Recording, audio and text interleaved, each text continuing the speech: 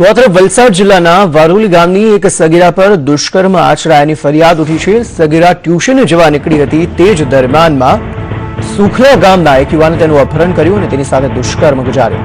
દુષ્કર્મ ગુજાર્યા બાદ લોહી લુહાણ હાલતમાં સગીરાને આરોપી ધરમપુર ખાતેની એક ખાનગી હોસ્પિટલમાં લઈ ગયો, જ્યાં ફરજ પરના તબીબોએ તેમને સરકારી હોસ્પિટલમાં જવાની વાત કહેતા આરોપી સગીરાને વલસાડ સિવિલ લઈ ગયો અને ત્યાં તેને મૂકીને ફરાર થઈ ગયો। ઘટનાની જાણ સગીરાના પિતાને થતા તેણે વલસાડ સિટી પોલીસ મથકે ફરિયાદ નોંધાવી અને પોલીસે આરોપીને પકડવા માટેના તમામ ચક્રો ગતિમાન કર્યા છે। ટ્યુશન જામ એમ કરીને નીકળેલી અને અમને પોણા 1 વાગે મને ફોન આવ્યો કે તમારા છોકરીને આવું થયેલું છે કે તમે દવાખાને આવી જાઓ, પછી બધી ખબર પડે એમ કીધું મને। કોણે ફોન કર્યો? એનો કંઈક છોકરાનો કાકો। કોણ છોકરો કોણ છે? એ ચેતનભાઈ। અચ્છા, તો કયા ગામની ઘટના છે? ક્યાં ટ્યુશન ગઈ?